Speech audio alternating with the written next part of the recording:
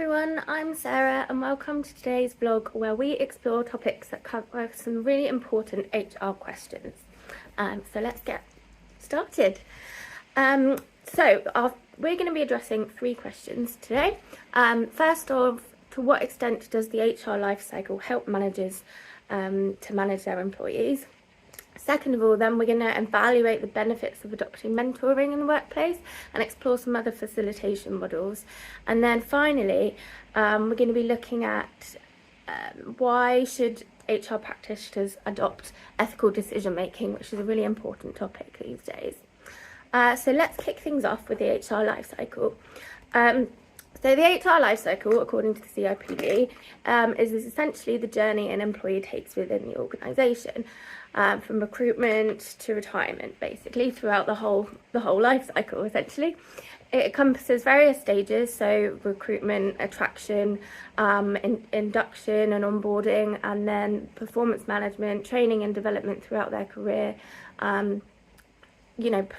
With performance management comes sort of retention and training, and then ultimately, when an employee leaves, hopefully by retirement, but you never know with these days. So each of these stages plays a crucial role in shaping the employee experience and consequently their performance and contribution to the organisation over time.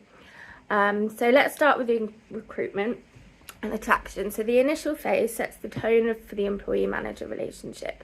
So first of all, HR processes will be things like job posting, interviews, and selection criteria, writing a job role, and which helps to ensure that managers find the right fit for their teams and attract a high calibre of talent to their business.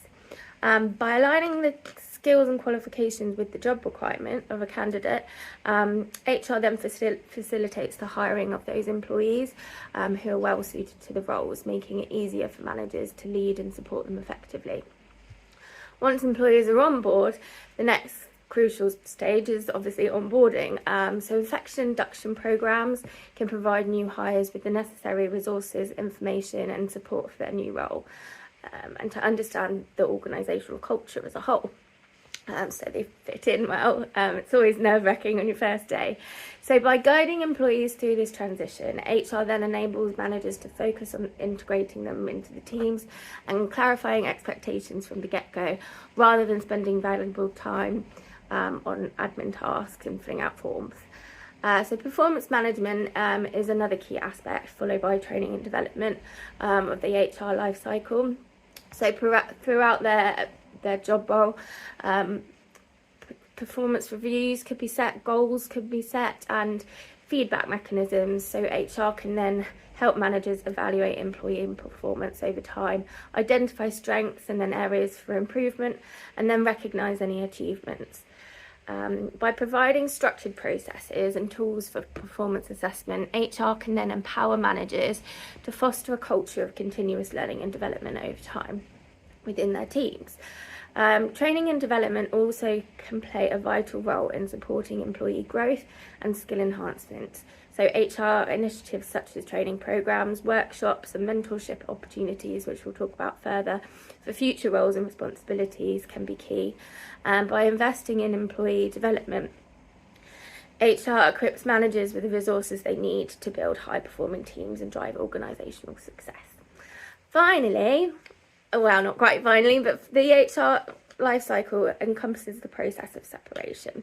So whether due to resignation, retirement or non-termination, while this phase can be quite challenging, HR can play a crucial role in kind of ensuring that the transition is smooth and respectful for both managers and employees, and also for the team as a whole.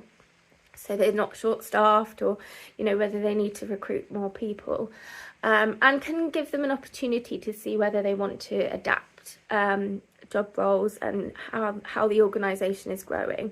So providing guidance on offboarding procedures and legal requirements, HR can then help managers navigate that process with professionalism but also with empathy. So the HR lifecycle essentially serves as a valuable framework for managers to effectively manage their employees throughout their time within the organisation, provide support and guidance at each stage,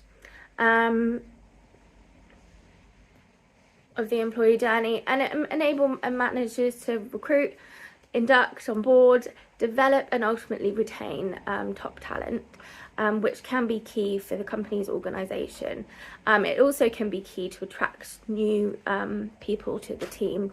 So by leveraging resources and processes offered by HR, managers can then focus their time and energy on leading and inspiring their teams to achieve their full potential. They can set goals, they can meet organisational goals, whilst also guiding their team to do that. What if HR can help with the processes through the employee life cycle. So now let's move on to evaluating the benefits of adopting mentoring in the workplace. This is something key to my heart. I started off my first role having a mentor, and that's straight out of university in a marketing role, and they didn't have a marketing team. It was sort of a graduate program, but it was really useful. I had a mentor for the whole year, and created a whole 5-year marketing plan, which was essential really for my knowledge, but also to help the business as it was a new development within the organisation. I also currently have a mentor, it's a family friend, at the minute as I'm growing my own business. So I think it's really key at any stage of your career to have a mentor or someone to support you, just to kind of get the feeling that you're doing things right. So as you know, mentoring involves like a seasoned professional guiding and supporting a less experienced individual known as a mentee.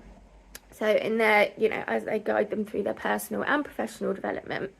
So the benefits of mentoring in the workplace are numerous and very impactful.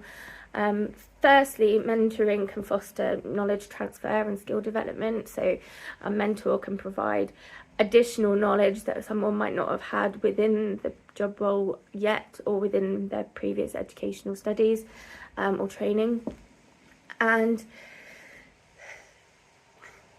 can transfer and build their skills and development. So mentees can then gain insights, expertise and wisdom from their mentors, who share their experiences and offer guidance on navigating challenges and then seize new opportunities.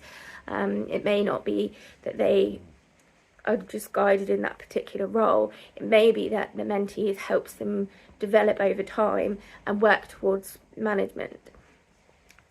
So the benefits are numerous, and it can the transfer of knowledge can accelerate a learning curve for mentees and enable them to develop new skills and competencies more quickly than they might do and effectively than they might do within their current role. Secondly, as I've mentioned, it can enhance career progression, but it can also help people set goals. Often, training and development, you kind of, if you're not setting goals, you don't really know where it's going.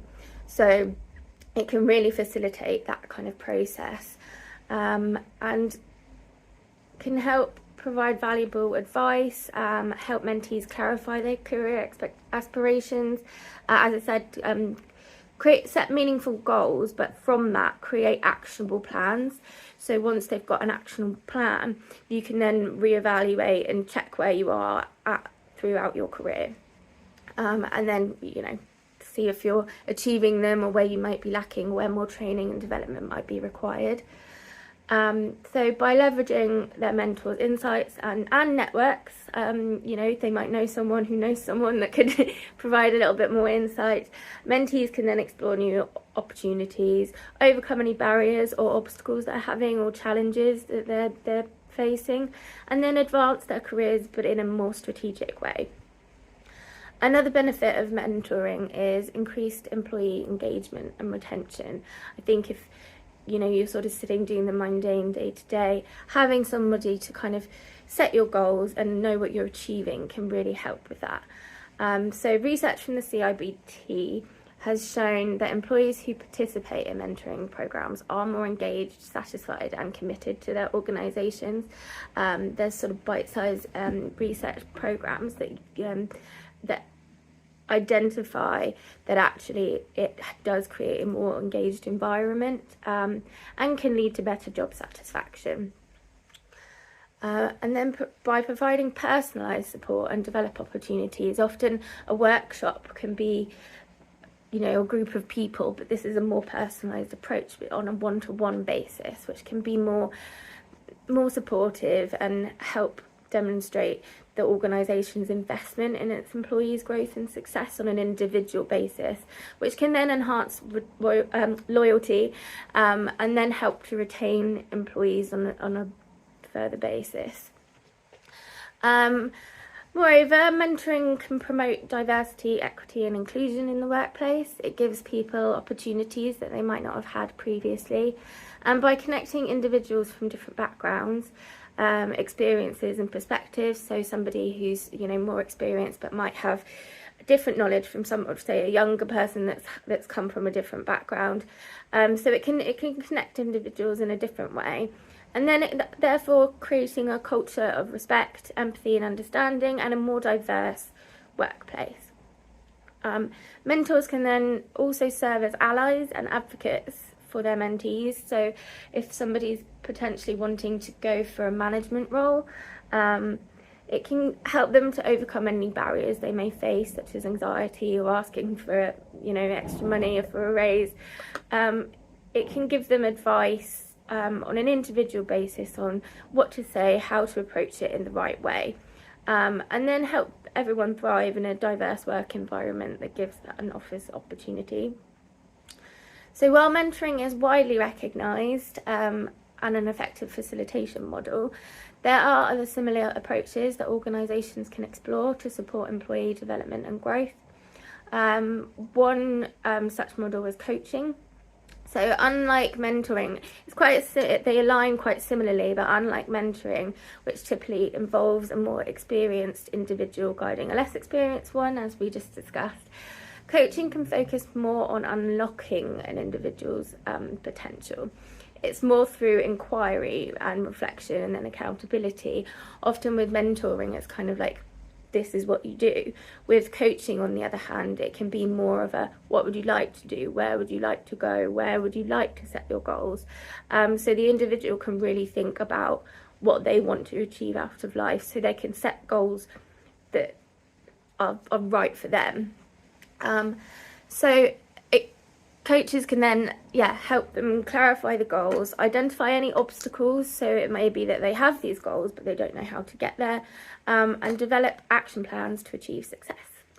Coaching can be particularly beneficial for employees seeking to enhance their leadership skills, improve their performance, or, as I mentioned, navigate career transitions. So it provides a really good platform for that, for facilitating an employee and their learning and development. Coaching also doesn't have to come from a particular seasoned professional that's specialised in an area. It can be directly from the line manager. Often a line manager will sort of set individual goals, but also they can be a coach and mentor, or whichever. It doesn't necessarily have to come from, an expert in that sense. And often employees will have a closer relationship with their line manager, who will be more experienced and can help train and guide their team. There can also be facilitators. So Kolb et al. 2008 designed a model to suggest what a facilitator can do to help their employees. They use data from experienced practicing facilitators at 3 points in time. And the model basically has 5 components. So the first one is communication, which is always key within an organisation, collaboration and communication, to set goals and understand what you're doing, which then leads on to the task. So once you set the goals, you can then go about the action plan that will get you there, and then builds on relationships. So that's between either a mentor, a line manager, or the facilitator itself, or so it can help with the communication and setting those goals. It can help build relationships, and also with the team. If you can share your knowledge, it's really important, and creates a good climate within the organisation and the culture. And then the 5th one is organisation. So well, it fits in with the climate, really, the culture, but also with added skills within the organisation. It can really help to build on the organisation's goals, professional goals, to achieve better profits as you've got better trained staff. So it makes a lot of sense. And then professional ethics, finally. So it's just kind of building on that retention piece, and suggesting that it creates like an ethical, environmental opportunity within the organisation. So this can help influence their influence, visibility, and create networks that create opportunities, whether that's within the organisation or outside on their personal, professional goals. And it can help to remove barriers and add to the professional development as an employee goes about their role. So it may not be that it's just the initial training, it can be throughout their entire process of working within that role, and which can be instrumental in helping employees access senior leadership roles if that's what they choose to do, expand their networks and accelerate their career progression in a quicker way than maybe otherwise. So mentoring in the workplace offers a wide range of benefits, including knowledge transfer, skill development, as I mentioned, career progression, employee engagement, and diversity and inclusion. So it covers a lot of brackets, which is really beneficial for an organisation and the employee. However, organisations can also explore other facility models, such as coaching and support from line managers, directly to further support employee development and growth. And by adopting a holistic approach to facilitation, organisations can empower their employees to reach their potential and drive organisational success at the same time. So it benefits all of the world. And finally, our third and final question, well, let's look into why HR practices should adopt ethical decision making. So first and foremost, ethical decision making is essential for maintaining trust and credibility within an organisation. And it's becoming more and more integral as society adapts and grows. Diversity in ethical decision making is often a popular topic that's talked about, and ensures that the organisation is held accountable for their actions at the same time. So HR professionals are often entrusted with sensitive information such as employee records and performance evaluations, and are often involved in decisions that can impact the employees' lives and livelihoods directly. So it's not just their particular role that it affects, but it can affect as they grow in their career, but also impact potentially family life, which is key really for a happy environment for everyone.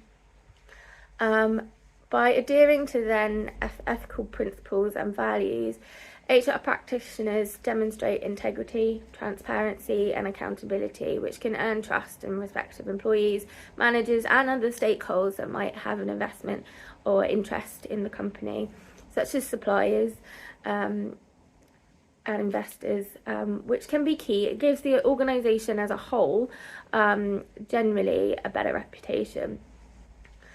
So ethical decision making also contributes to organisational sustainability and reputation, as I mentioned. In today's interconnected world, organisations are under increasing scrutiny from employees, customers, investors and the public, particularly if you look at a digital perspective where word of mouth can get out quite quickly.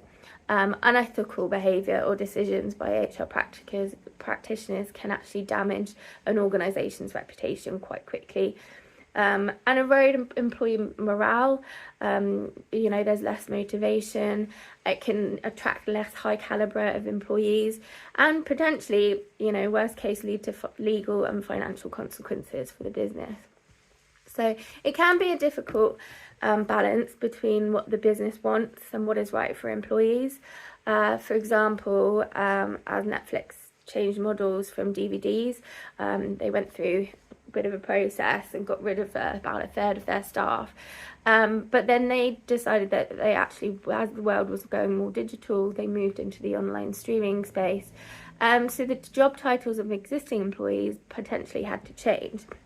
So this meant for them that they had to lay off members of staff where their skills were no longer required, despite how long they'd been at the business, despite their work ethic, their performance, and whether they were liked within the office, with the company previously, as that job role was no longer available and their skills may not have aligned with the new roles that were coming about.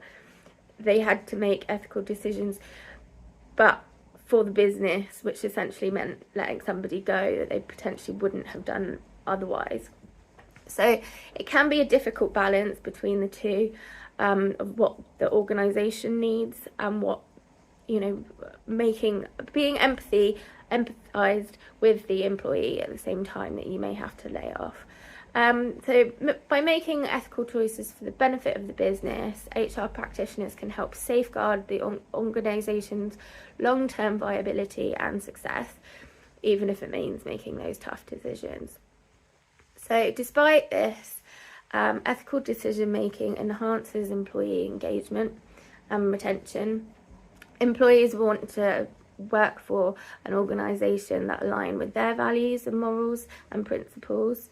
When HR practitioners prioritise ethics and integrity in their decision making, whether that's throughout the employee life cycle, they can create a positive work environment where employees feel valued, respected, and motivated to contribute their best efforts, which in turn can lead to higher levels of employee satisfaction, which also leads to loyalty and then retention of your best employees.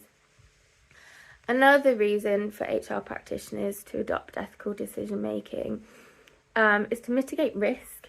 So potentially it can ensure there's compliance with laws and regulations set by the government, and many HR decisions can involve legal and ethical considerations such as hiring, firing, compensation, and employee relations. So by following ethical guidelines and legal requirements, HR practitioners can reduce the likelihood of lawsuits, grievances, and regulatory violations, and protecting both the organisation and employees from harm, which can be damaging not just to the organisation or the employee, but potentially to society as a whole. I know there was a case with PA Ferries where they lay off a lot of their employees in one go, and they did it a lot via email, and it was really caused a lot of ag for the environment that they were in. These ferries were no longer running, but also these employees were part of that environment, so that meant economically that area wasn't doing particularly well at that particular time. So it did affect the wider society as well as the individuals and their home lives. So it's quite an important thing to do. So it's ethical decision making is simply the right thing to do. HR professionals have a duty to act in the best interests of all stakeholders, including employees, managers, shareholders, and then the broader community. And by upholding ethical standards and values, HR managers contribute to a culture of integrity, trust and responsibility, hold themselves accountable, and make a positive impact on individuals, organisations and society as a whole. And I think that's key for any organisation to keep developing and growing, and for the employees and how they build teams, and for HR managers to be able to contribute to that in a positive way.